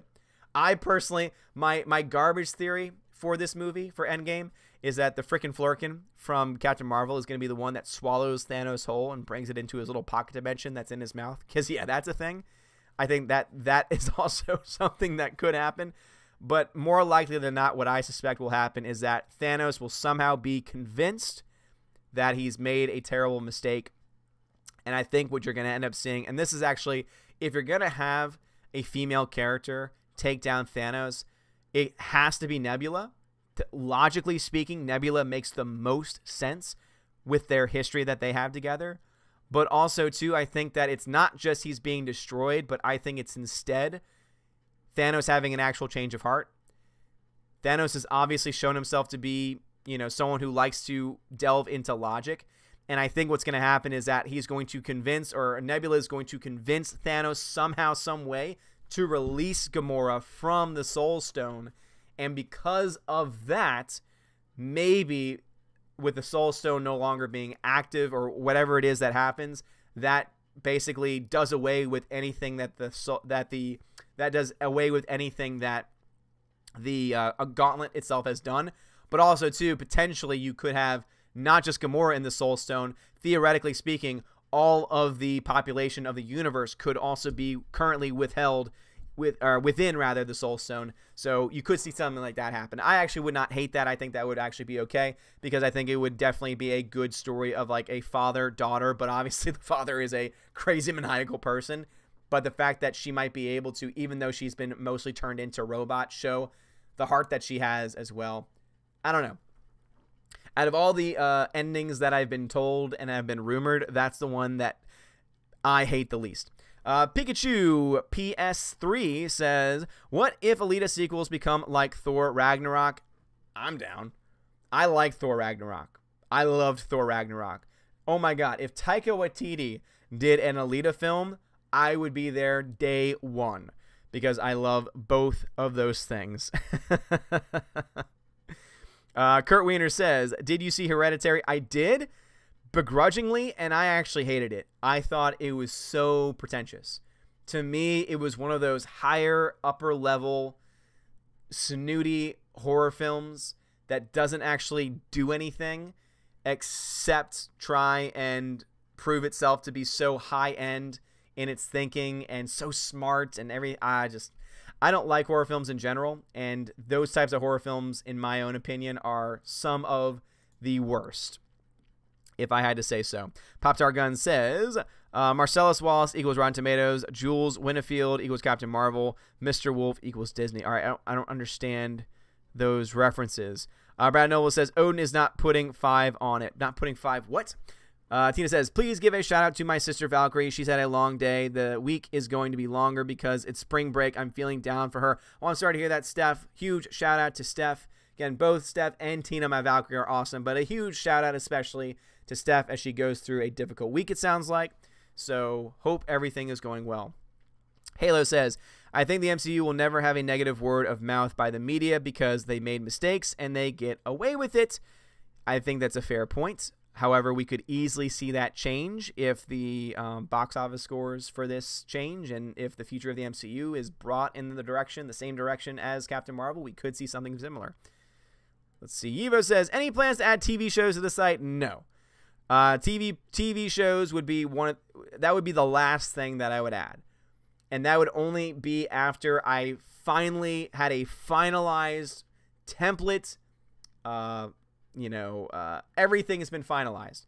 Only then would I eventually add TV shows. My main goal is to let it be focused on movies, and then build a fan base, build a trust, and then eventually release a legitimate website that's not just a WordPress that I was able to throw together and is an awesome one. I want it to be, again, I would love it. My dream and my goal is to have it be at the point where people could see it as a viable alternative to Rotten Tomatoes. That is my end goal. It obviously is going to take a hell of a lot of work. It's going to take a hell of a lot of skill, but I have the willpower, I have the desire, and we'll see what happens. Sean C. says, Aquaman made $13 million in China on its first Monday. Captain Marvel only $6 million. It looks like Captain Marvel is crashing in China. Dude, Sean C., thank you for that number, man. Yeah, I didn't see that myself. I do know that Alita made more than Captain Marvel did in its Monday after. So I think you're right. I think if you look at the trends in China, they are trending downward. And I'm glad that you said that. So you said, let's see, Aquaman made $13 million in its first day. So therefore, Captain Marvel made about half. Captain Marvel made about half. All right, let's do some quick number crunching live on air, because why the hell not? I know that's why y'all come here. I know that y'all come here to see and hear me talk about box office numbers nonstop. All right, so in China, it made in... oh, man, it made a crap ton of money. I forgot it did that well in China. So Aquaman made a whopping $298 million in it. And let's see. It opened to $93 million, dropped 42%, 56%, 51%, and was given an extension and still made money all the way through. Unfortunately, this website does not give me the daily totals, but based on what you've just said, if we can expect it to make about half, and it made roughly the same amount of money. Ooh, wait a minute. Hold on. I can do a work on this. Because in China, Captain Marvel made around $90 million, right? And so if we see that kind of a drop-off, and it dropped 42% for Aquaman, that means we're more likely than not to get around 60% of a drop in China, which means that if that continues, it won't get an extension. And if that happens, it means the max it could make would be $261 million, and I don't think it's going to make that much, to be honest. So, okay, wow. Yeah, that's actually interesting. I think that is a huge sign that it's not going to do well in China. Tech Guy says, so Odin, can we put a bad review of Captain Marvel with no repercussions? Yes, Tech Guy, you can put a bad review. I would just ask that you don't say anything, obviously, that would, you know, make my mother blush. No, I'm kidding. Just obviously don't harass people. That's my biggest thing. Don't target people. Don't go after people. But yes, give me an honest review. You can say, this movie sucks. If you need to put a few curse words in there, I'm okay with that. Just don't be constructive with it. I don't mean be constructive in your criticism. I just mean use better words. There are better words that you can use instead of cursing, like troglodyte or asshat. Use asshat. Every time that you want to say F or biatch, say asshat. It'll make you feel better. Gannison says, it's a shame we didn't get a Dredd sequel. Oh, I agree, man. Dredd was awesome. Dredd was absolutely fantastic. Anthony Aguirre, what's going on? What's going on? Alan Sparks says he didn't get notified. That is no surprise. It's YouTube after all. No surprise at all. Someone mentioned John Campea. Why are you mentioning that name on this channel? Let's see. Ed Allen Compassilli says, has Odin addressed the Captain Marvel audience demographics yet? Significantly more men watched it, but Disney claimed the demographics were almost equal. Yes, last time I checked, it was 60% men, which is interesting, seeing that this was supposed to appeal to women, which means that this film was able to show up the typical demographic audience and also at the same time shut out certain people as well. And I think the second weekend drop is going to reflect that drop. Christopher Nail says, hey, Odin, let's wall up LA and toss NPCs in it. Yes, let's create a max security prison island on LA, cut it off from the land, let it float into the sea, and then just throw all the NPCs over there. Halo says, Wonder Woman was 100 times better than Captain Marvel. I would agree with you there, for sure. Pikachu says, I heard they'll make Alita Battle Angel like Ant-Man in Thor 3. Your thoughts? Thor 3 was great. Thor Ragnarok was awesome. I love Thor Ragnarok, and Ant-Man is also fun too. I would have no problem with it if it means it was as good as those movies. It's hard to say when you say, oh, they're going to make it like it. If you mean that they're going to make it lighthearted and fun, I have no problem with that. There's nothing wrong with a little bit of fun. Maybe that might be a way in which to, to appeal to, as long as they don't trying to appease to a wider audience, and in that appeasal they lose the heart of the story. That is going to be the key. If they're able to find a balance of trying to bring new people in by maybe expanding the overall appeal of the film to more than just the manga fans, but also at the same time not lose what it had in the first film, I think that could definitely be something to look into. Rhaegar says, IGN 23 minutes ago, Captain Marvel's box office success defies trolls. Shill's gonna shill. Seriously, dude, you're gonna hear that non-stop. These media sites are going to run with this story all week because they know it's gonna get clicks. They know that there are people who are either going to be trolls or pretending to be trolls that are going to go after the comments, and then guess what? They can make another article about how they were attacked and how they were, all these types of things. I'm most interested to see what they think is going to happen second weekend, because as I said in the beginning of this podcast, I believe firmly that because this movie, Captain Marvel, had been front-loaded in more foreign countries at the same time, on the same day as a release, than any other MCU film up to this point, that is the reason why its opening weekend numbers were so high. And because of that, and because of the trends, seeing China, for example, have record drops in its Sunday score and Monday score on top, for example, and also the fact that in my breakdown of how much it made per theater, Captain Marvel comes in at number 9 as far as how much money it made per theater at $35,000 per theater, with Black Panther, which it was being compared to, at $50,000 per theater, and on top of that, Black Panther was at less theaters. That to me says a great deal about how there are indeed people who are not showing up for the film. The fact that there are 3 other movies, Age of Ultron, Iron Man 3, and Civil War, all of which had more money per theater at less theaters. Again, at less theaters.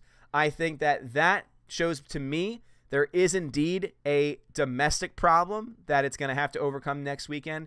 And also, obviously, because of the front-ended foreign market, that we're going to see a massive drop-off in China and also in other foreign countries as well. So, yeah, definitely think that it's going to be interesting.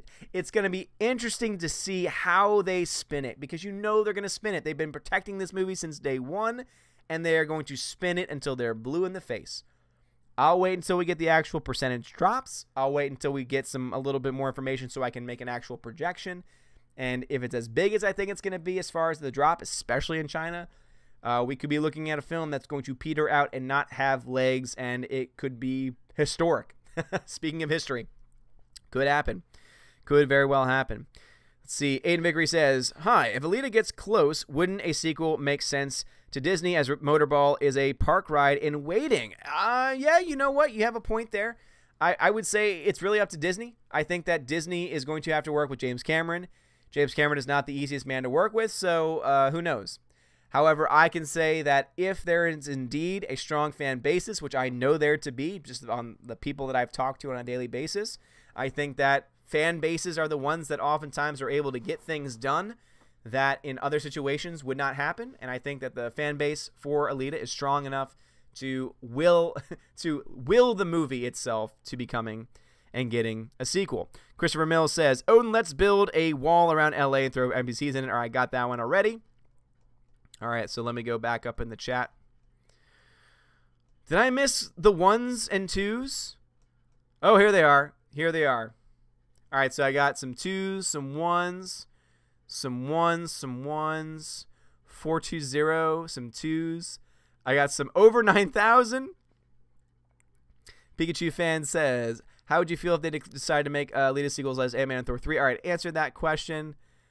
Thanos cannot lose. I really hope not, Tina. Seriously, Thanos is one of the best villains they have. It would be better for Thanos to willingly give up his quest than if he dies. I think that's going to be stupid.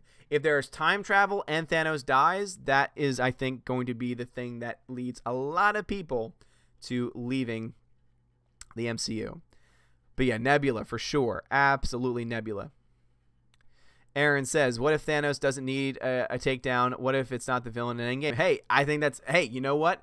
I think that I honestly believe the one that makes the most sense to me, the one that I would most like to see in Endgame, would be Thanos not just being defeated or being killed, but having a change of heart. Maybe a more powerful villain. Maybe they made... No, this is wishful thinking. This is a pipe dream right here. This would just be too good to be true. Maybe they're like, okay, we're going to make Captain Marvel so unlikable that everyone's going to freak out. And then what we're going to do is, in Endgame, we're going to make her the villain because she's so OP and she's going to try and destroy everything. And then Thanos has to come in and Thanos has to snap her out of existence. Boom! Then Thanos says, I have done my job, takes off the gauntlet, does some random thing where the stones either get destroyed or get dispersed throughout the universe, and then they have to collect them all together to raise the eternal dragon, who is now Brie Larson's Captain Marvel, to grant them a wish. That would be the perfect ending to that character. Let's just go full. If she's already going to go full Super Saiyan in this movie, we might as well just fully embrace the DBZ line and have her be snapped out of existence. But in reality, what she's been done is snapped into all of the stones piece by piece, and she can only ever come together again when all the stones are brought together. And then at that point, she turns into the eternal dragon and grants a wish. That's what I think. That's what I think should happen. Let's see. The Chinaman says, do you think DC is taking it slow right now? They're going with 2 movies a year. I think it's a good strategy. They need to focus and give good movies such as The Dark Knight and Watchmen. Well, The Dark Knight I don't really count because The Dark Knight was a Nolan movie, so I don't count that as DCEU necessarily. It is a DC property, but Nolan had full control of that project. Watchmen for me did not age well. So I think what they need to do is they need to make films like Wonder Woman and Aquaman. Those should be the 2 standard bearers because, in my honest opinion, the others are just not very good. Aquaman, Wonder Woman, let those 2 be the new heads of the Justice League and try and build characters like them. And I think that's where you'll find DC having success. But having them take it slow and get it right is so important, especially if Marvel is about to drop the ball here and go in the direction that it's going to end up bleeding fans. Then, yeah, it would be a good time, a good opportunity for DC to try and come in and sweep all those away. Super says, no, you're not into comics, but just for laughs, Larson's in a 7-movie deal. Captain Marvel and Endgame are only 2. What do you think the other 5 would be? Well, as long as it's her being the eternal dragon, then I think I will be fine. Sticky V says, thanks for answering my question. Sounds like a cool theory. Well, thank you, man. I really do appreciate that. And thank you for the question. Kurt Wiener says, I agree it's pretentious, but I found it quite scary anyway. Yeah, I mean, don't get me wrong. I was freaked out. I was definitely freaked out by the movie. But I don't like getting scared. Unless there's a purpose. For example, The Babadook is a great movie because it's a psychological thriller and it's very well done. So I was scared, but I also really liked what was going on. Hereditary, the whole time I was like, all right, this is creepy, but oh my God, this is just annoying. Oh my God, the clicking. Can't do it. Can't do it. Super says, also calling it now, Captain Marvel is getting nominated for an Oscar. You know what? I honestly think Captain Marvel will probably get nominated for visual effects. And you want to know why? I don't know if this is true or not. Hold on. Hold on. Let me just confirm this fact. Because this actually very well could be not only the reason why it gets nomination, but also a win. And I'm not saying that it deserves this, by the way. I'm just speculating here. So Captain Marvel visual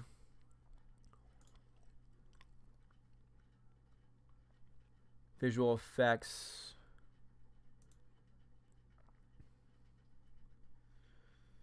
Who is the head? Who is the head of visual effects? Because I heard a rumor about this, but I wanna make sure. I want to make absolutely sure. All right, I got producers, supervising arts, legacy effects. All right, that's makeup, production management, art management, sound department, special effects, visual effects. All right, I got digital composer, character lead.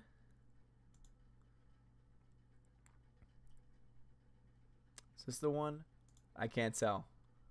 All right, maybe it's wrong. Someone had said that apparently there was some diversity hire for visual effects. Doesn't look like I can really confirm that at this point. So I'll just go ahead and say that that must just be a rumor at this point. But that would be one that I could see. If that was the case, that would be the reason why I could see it getting nominated in that way. Solsaz says, did you hear about the lady getting attacked by a jaguar after jumping the fence to take a selfie with it, then returns to apologize to the zoo people? I shouldn't be laughing because this person got attacked, but still. Why would you jump a fence to take a selfie with a wild animal? Hold on, guys. I gotta go jump this fence because I want to take my selfie with the anaconda. I'm sure I'll be fine. God. But anyway, Jason Bucks, welcome to the channel. Gary Rodriguez, welcome to the channel. Aaron Anderson, welcome to the channel. And Johnny, thank you very much for the $5 super chat, says, exhibitor relations is a great Twitter account for box office tracking. Really? Let me check that out. Exhibitor Relations. Because if I don't put it in now, I'm going to regret it later. And oh Lord, I bet you can take what I just said completely out of context. And I expect you all to do it. Oh boy. Let's see. Exhibitor Relations. Exhibitor Relations. People. Oh, relations. Exhibitor Relations. I don't know. They just tweeted the no. I'm not gonna follow them, and this is the reason why. The first article that they've posted has the fake news from Variety saying Captain Marvel box office ends the box office myths about female superheroes. There have never been any box office myths about female superheroes. We already had, just over the past few years, Gal Gadot show that a female-led superhero movie can make money. So, no. Thank you for the super chat, but it looks like, to me, they are part of the agenda. Rhaegar says, Odin didn't get the reference you made in the to the Us music. Oh, probably not. Gannison, The Exorcist is scary. Oh my god, The Exorcist is so scary. Catslave 56, that's an interesting name. I don't know how they will pull off Endgame because Marvel introduced the wrong Captain Marvel. It was Marvel, the male who fought Thanos, and they forgot to introduce Adam Warlock. I agree with you, not to mention the fact that they ruined the Skrulls. I have been finding out more and more about the Secret Invasion, which was a story arc in the comics where the Skrulls infiltrate the world, the Earth. And it's the point where you don't know who is a human or who is a Skrull. And apparently there's also these things called Super Skrulls that are able to pretend to be Avengers too. So the Skrulls could be a president, could be a dictator, could be anything. Now that story arc is gone because we had to turn them into refugees to make a commentary on immigration. Because that was a good idea, right? Yivo says, have you not seen Pulp Fiction? That was the other guy's comment, which are, oh, I have seen it. It's also been a very long time. And when I don't have a comment that's in context, usually I'm not going to understand it. The China Man says, DC is doing a Watchmen TV show with HBO. I think it could be a very high quality TV show. Yeah, I think that as long as Zack Snyder's not attached to it, I think it could build. Super says, it's 9 Eastern Standard Time at the time typing this, and right now I'm at 9:20. Someone said math. DZ says, it's thanks to you that I learned a lot about the box office. DZ3, awesome, man. Glad that you like it. Gayla says, SC Reviews Captain Marvel audience score is a live video for how Rotten Tomatoes is fudging the numbers. Dude, I've been following that. I did an entire live stream where I was showing how they were updating the score and how it was at very, very, very, very awkward and obviously cooked proportions from positive to negative scores. The China Man says, what you see DC Marvel movies in 10 years, imagine Injustice trilogy or Flashpoint movie. I honestly think we're going to see them die down. I think that there is going to be a point where they're going to either have to change completely or they're going to move formats. I could see a lot of movies in general moving to Netflix style releases. I could see the end of movie theaters as we know them, as sad as that would make me. So basically the theaters need to keep on innovating, but eventually there's going to be a point where innovation is going to stop or at least reach a pinnacle point. And then at that point, it's like, okay, do I go spend now the craziest amount of money that I possibly can to go see a movie at a theater and have to deal with people and pay more money for popcorn and everything? Or do I stay at home and spend very little per month and have access to an unlimited amount? I mean, I think there's a lot of factors that are going to go in as far as the next 10 years.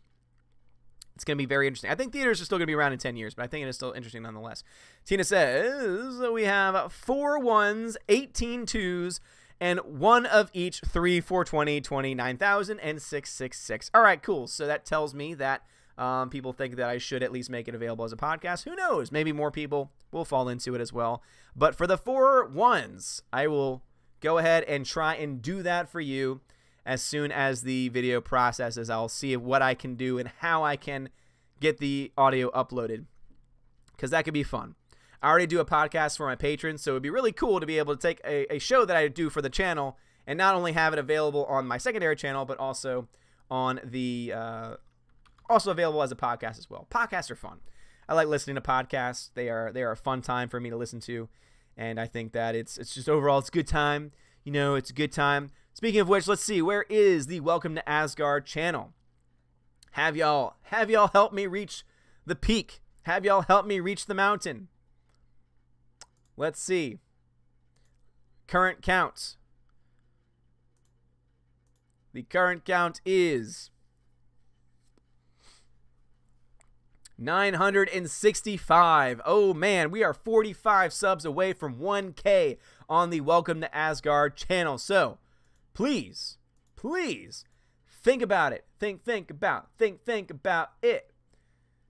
Think about subscribing to the channel. I really would greatly appreciate it a great deal. Let me go ahead and just copy and paste the link into the chat. So it is indeed Welcome to Asgard. Boom, we are 45 subs away. Do what you can. If you've already subbed, thank you. I appreciate it. For those who haven't, pick up your game, man. I'm kidding. You're awesome. You don't have to sub to the channel if you don't want to. We're just so close. I figured why not. Patrick Ollinger says, do you think there will be a Thor 4? I hope so. And I hope Taika Waititi does it, because he revived Thor, saved Thor, I would say, and I would be very excited for it. Slicer Neon says, Brie and Rosie had swapped character roles. Would either be watchable anymore? If Brie and Rosie, Brie Larson and Rosie, I don't know who you mean by Rosie.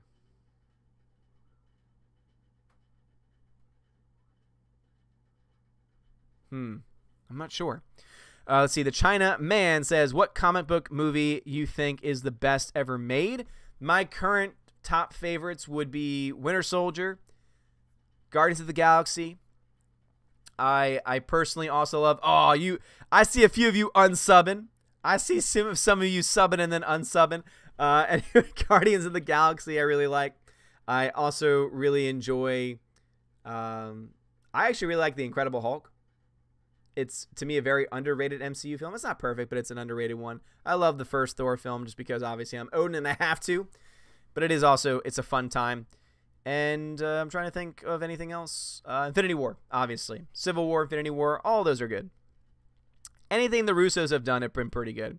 Christian Joe says, hi, Odin. I feel bad saying that I really enjoyed Captain Marvel. Saw it last night, and it wasn't bad like The Last Jedi in terms of agenda. I had more problems with pacing, lighting, and stunts. Brie was great. Well, Christian Joe, I'm glad that you enjoyed it. And again, I think that you are definitely entitled to your subjective opinion. I just obviously see, as you pointed out, you understand that there are indeed objective flaws. I would say there's a lot more objective flaws that maybe you realize, but I think that you have every right to have that opinion in that subjectivity.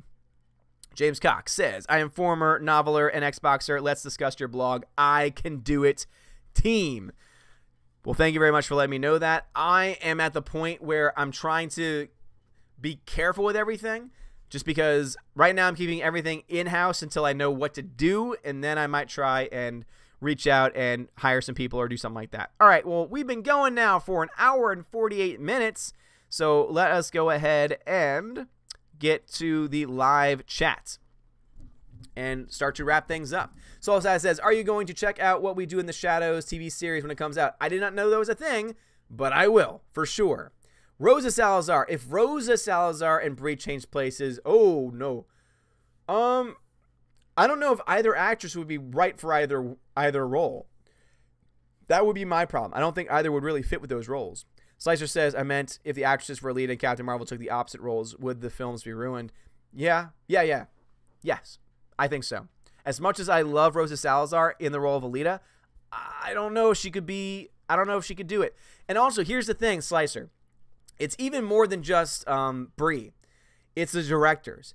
I blame the directors more for Brie's performance than Brie herself.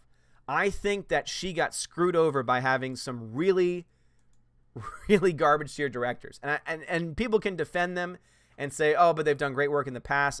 They've made a film called Half Nelson, which apparently was pretty good. My biggest problem is that I could tell that she was trying to do certain things, but was obviously being held back for a reason, because they were trying to have that entire you know, commentary about how, oh, it's the patriarchy that's holding her back. And it just didn't work. And I blame the directors more than anything else. G-Mungus says, unfortunately, there will be a Thor 4, but only so they can do a female Thor storyline. I hope that does not happen. Chris Hemsworth, I don't think he's going away. He's a young guy. He's making bank. There's no reason for him to leave the MCU.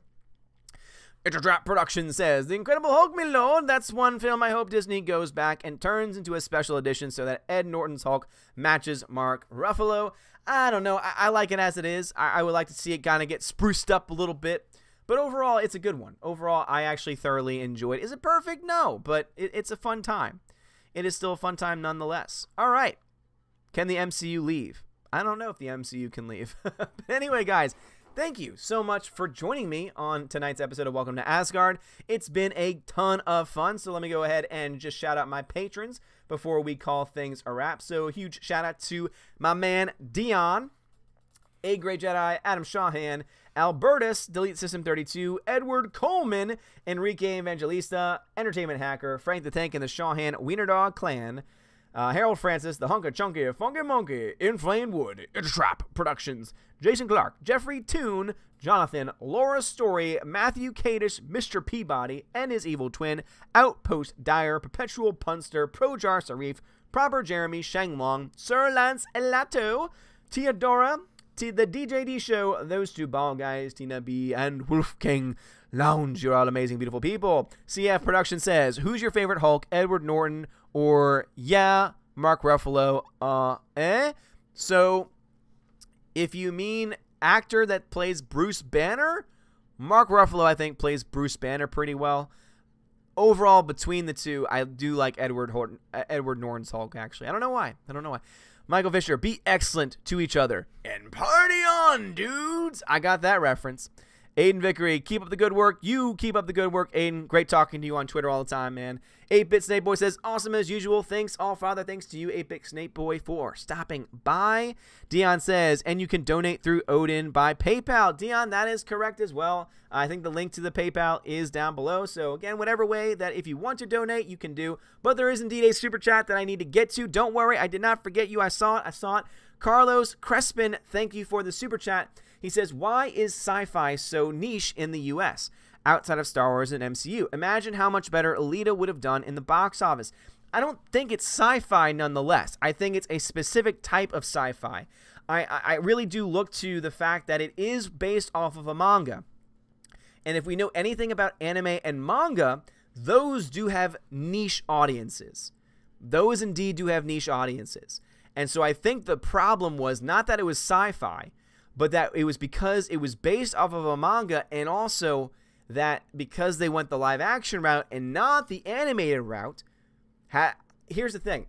Had they done a high quality animated version, I know they've already done an anime, but an animated movie, I think that one probably could have done even better, because I think American audiences are more open to seeing that type of a movie. That being said, I think it's an issue more so with there being a very, I look at my own school, for example. There's a small group of kids that are open to things like manga and anime compared to the rest of the school, where if they saw that, they'd be like, oh, that's stupid. It's a sad thing, and it's a part of the American problem, but that is what I think about that. So Carlos Crespin, thank you for that super chat. Zen says, original Captain Marvel was the first one to beat Thanos, so we might see it with Carol. God, please, no. Gannison, no, you are awesome.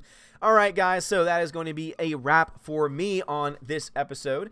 Thank you so much for joining me this evening. Seriously, you guys are all amazing. You give me life. You give me energy, even when I'm feeling sick, even when I'm losing my voice. You are the ones that give me the strength and the willpower to go out and to speak to you guys every single night. And as I said at the very beginning of the video, I think there is still a lot more that needs to be revealed about Captain Marvel before we have any idea where it lands, monetarily speaking. Again, from the very beginning, as I said, this had the biggest, as far as release dates in various countries, the biggest help possible of any MCU film, essentially guaranteeing it a gigantic foreign market release. It had a very generic domestic release with a very poor, compared to others, money to box office, rather money to theater ratio. And I think both of these factors are going to eventually lead to a drop, a big drop in the domestic market, and even worse, a major, possibly catastrophic drop in the foreign market. Cannot wait to see it. We'll find out for ourselves. We'll know if this has legs by next weekend. And at that point, if it's very low, ooh, man, we can have some very, very fun speculation. And I cannot wait for the articles to come out. If it indeed does have legs and doesn't drop off too much, well, then at that point, we can sit back and say, all right, well, you're making money, but you've also kind of ruined your franchise in the process. So, Gannison, you have a good night. Every single other person has a good night. Dion said it best, we are Asgard. Such a true statement. It's not just me. It's all of you as well. I am just a person speaking. It takes all of you guys to make Asgard complete. You were all amazing and beautiful people. Seriously, have a wonderful evening. Be kind and good to each other. Show some love to those around you. And as always, guys, please stay honest. Stay truthful. Be true to who you are. Don't let anyone shut you down. Don't let anyone shut you up. And most importantly, don't ever let anyone try and make you act like anything other than yourself. Have a wonderful evening, everybody, and God bless.